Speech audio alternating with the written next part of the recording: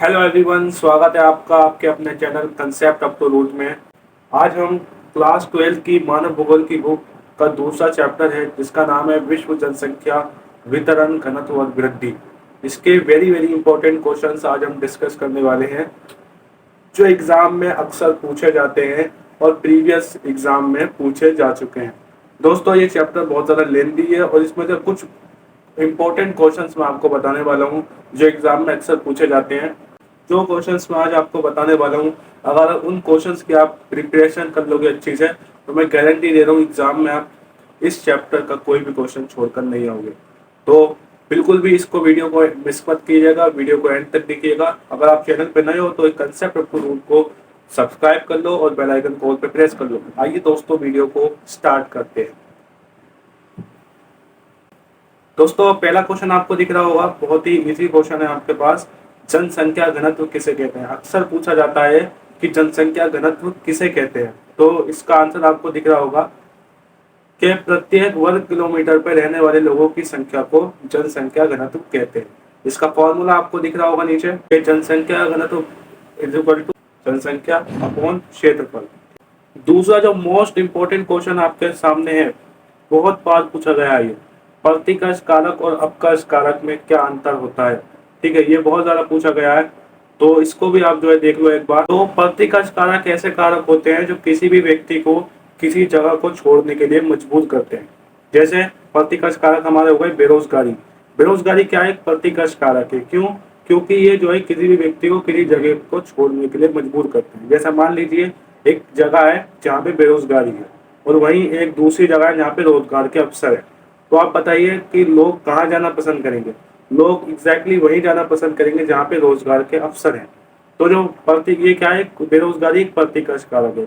इसी तरीके से अपकर्ष कारक वे कारक होते हैं जो किसी भी व्यक्ति को अपनी ओर आकर्षित करते हैं। जैसे अभी मैंने रोजगार के अवसर का नाम लिया था, तो रोजगार के अवसर क्या है? एक अपकर्ष कारक है। आपको लिस्ट दिख रही है, ये सारे हमारे प्रतिकर्ष कारक और ये सारे हमारे अपकर्ष कारक हैं। ठीक है, तो इसको भी आप देख लेना एक बार, क्योंकि इसमें भी 100% चांसेस है कि इसमें से भी क्वेश्चंस आते ही आते हैं।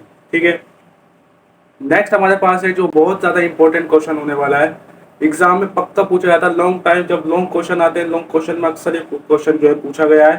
ठीक है, जो प्रीवियस हमारे क्वेश्चन पेपर है उसमें भी मैंने देखा कि मोस्ट ऑफ पेपर में ये क्वेश्चन ज्यादातर पूछा गया है। क्या है? जनसंख्या के वितरण को प्रभावित करने वाले भौगोलिक कारक। मोस्ट ऑफ टाइम जो है इस क्वेश्चन को पूछा गया है। तो आप इस क्वेश्चन को बिल्कुल 100% तैयार कर लीजिए, क्योंकि ये क्वेश्चन पक्का आएगा एग्जाम में। ठीक है, तो इस क्वेश्चन को आप बिल्कुल तैयार कीजिए। क्या है? जनसंख्या के वितरण को प्रभावित करने वाले भौगोलिक कारक। ठीक है, कुछ आर्थिक कारक भी होते हैं जिसको अभी आगे हम डिस्कस करेंगे, कुछ सामाजिक और सांस्कृतिक कारक भी होते हैं। ठीक है, तो जनसंख्या के वितरण को प्रभावित करने वाले भौगोलिक कारक कौन कौन से हैं? जैसे जल की उपलब्धता हो गई, आपकी मृदा हो गई, भू आकृति हो गई और जलवायु। इसको मैं एक्सप्लेन कर देता हूँ थोड़ा सा। जैसे जल की उपलब्धता, अब जाहिर सी बात है जहाँ पे जल ज्यादा होता है तो वहाँ पे जनसंख्या ज्यादा मिलेगी आपको। जहाँ पे पानी कम होता है वहाँ पे जनसंख्या कम मिलेगी। तो ये जो एक तरीके से जल जो है, जल एक जनसंख्या के वितरण को प्रभावित कर रहा है, इफेक्ट कर रहा है, निर्धारित कर रहा है। दूसरा हमारे पास है मृदा है। भाई जहाँ पे मृदा उपजाऊ मिलेगी वहाँ पे लोग रहना पसंद करेंगे। जहाँ पे मृदा उपजाऊ नहीं होगी तो वहाँ पे लोग रहना पसंद नहीं करेंगे, क्योंकि वहाँ पे खेती नहीं की जा सकती। ठीक है, इसी तरीके से जलवायु, भाई जहाँ पे ना ज्यादा गर्मी पड़ती है ना ज्यादा ठंड पड़ती है। ठीक है, बिल्कुल सम मौसम रहता है, तो वहाँ पे लोग ज्यादा रहना पसंद करेंगे। जबकि जहाँ पे बहुत ज्यादा गर्मी रहती है, बहुत ज्यादा ठंड रहती है, तो वहाँ पे लोग अक्सर कम रहते हैं। जैसे अगर आप हमारे हिमाचल प्रदेश में चले जाओगे या अरुणाचल प्रदेश में चले जाओगे तो वहाँ पे आप देखोगे, क्योंकि वहाँ पे क्या बहुत ज्यादा ठंड है, इसलिए वहाँ पे जो है लोग कम रहते हैं। ठीक है, तो आपको समझ में आ गया होगा। चौथा हमारे पास है भू आकृति। भू आकृति का मतलब कि भाई जहाँ पे जो समतल मैदान होते हैं, जहाँ पे समतल मैदान होते हैं वहाँ पे लोग रहना ज्यादा पसंद करते हैं। जबकि जहाँ पे ऊबड़ खाबड़ पहाड़ होते हैं, ठीक है, या गड्ढे वड्ढे से होते हैं, तो वहाँ पे लोग रहना पसंद नहीं करते। ठीक है, क्योंकि जो समतल मैदान होते हैं वहाँ पे मकान बनाए जा सकते हैं, वहाँ पे उद्योग खड़े किए जा सकते हैं, वहाँ पे खेती भी की जा सकती है। ठीक है, इसलिए जो है समतल भागों को लोग ज्यादा प्रेफरेंस देते हैं। क्वेश्चन हमारे पास इसी से मिलता जुलता है। क्या क्वेश्चन है? जनसंख्या के वितरण को प्रभावित करने वाले आर्थिक कारक। अब कुछ आर्थिक कारक भी है, जैसे आप देख सकते हो स्क्रीन पे, नगरीकरण हो गया, औद्योगिकरण हो गया और आपका खनिज। ये तीन ऐसे कारक है, आर्थिक कारक, जो जनसंख्या के वितरण को प्रभावित करते हैं। इसे भी मैं एक बार डिस्क्राइब कर दे रहा हूँ थोड़ा सा, आप जो है वैसे मैंने लिख रखा है, आप इस क्वेश्चन को उतार के याद कर सकते हो, ठीक है। लेकिन फिर भी मैं थोड़ा बहुत डिस्क्राइब कर देता हूँ आपको। जैसे औद्योगिकरण, भाई जहाँ पे उद्योग ज्यादा होंगे, जहाँ पे उद्योग ज्यादा होंगे, फैक्ट्री ज्यादा होंगी, तो वहाँ पे लोग रहना ज्यादा पसंद करेंगे। क्यों? क्योंकि जब उद्योग होंगे तो उन्हें रोजगार भी मिलेंगे, ठीक है। उद्योगों में काम के लिए जो है लोगों की जरूरत होती है, इसलिए उन्हें जो है उद्योगों में रोजगार मिलेगा। तो इसलिए जहाँ पे उद्योग ज्यादा होंगे वहाँ पे जनसंख्या भी ज्यादा होगी। इसके अलावा नगरीकरण, भाई जहाँ पर नगर ज्यादा होंगे, मतलब कि नगरों वाली सुविधाएं वहाँ पे मिलेंगी। भाई डॉक्टर की सुविधा होगी, हॉस्पिटल की सुविधा होगी, अच्छे अच्छे स्कूलों की सुविधा होगी, तो लोग वहीं पे रहना पसंद करेंगे। आप देखते हो, ठीक है, कि लोग गांव में रहना कम पसंद करते हैं और नगरों में रहना ज्यादा पसंद करते हैं, क्योंकि नगरों में जो है बहुत सारा फैसिलिटीज मिलती है, ठीक है। अच्छा स्कूल मिलता है, अच्छा हॉस्पिटल, अच्छे डॉक्टर्स मिलते हैं, बहुत अच्छी अच्छी चीजें मिलती है नगरों में। गाँव में इतनी सुविधाएं, इतनी फैसिलिटीज नहीं होती, ठीक है। इसके अलावा खनिज, भाई यहाँ पर ज्यादा खनिज मिलते हैं, वहां पर उन खनिजों को निकालने के लिए मजदूरों की जरूरत होती है, ठीक है। और मजदूरों को यानी इससे क्या मिलेगा? रोजगार मिलेगा। इसलिए जहाँ पे खनिज ज्यादा पाए जाते हैं वहां पे जनसंख्या भी ज्यादा पाई जाती है, क्योंकि खनिजों को निकालने के लिए मजदूरों की जरूरत होती है, ठीक है। और उन मजदूरों को रोजगार मिल जाता है, ठीक है। इस नेक्स्ट क्वेश्चन हमारे पास है कि विज्ञान और टेक्नोलॉजी ने किस प्रकार जनसंख्या वृद्धि में योगदान दिया।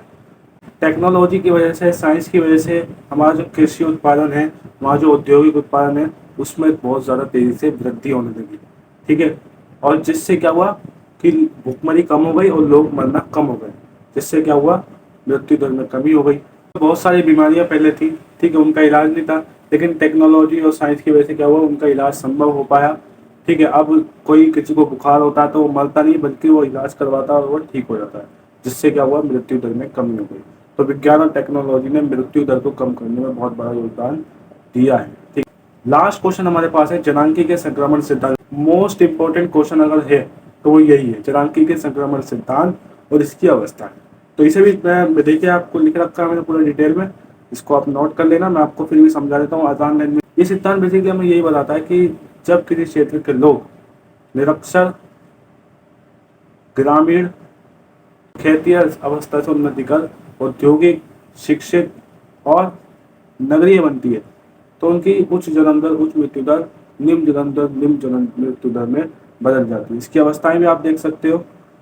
जैसे पहली अवस्था में जन्म दर और मृत्यु दर दोनों ही ऊंची होती हैं, ठीक है, क्योंकि जो स्वास्थ्य की अच्छी सुविधाएं नहीं होती। और दूसरी अवस्था में देखिए जन्म दर ऊंची होती है, मृत्यु दर कम होती है। तीसरी अवस्था में दोनों ही कम हो जाती है, ठीक है। तो ये इंपॉर्टेंट क्वेश्चन है जो मैंने आपको बता दिए।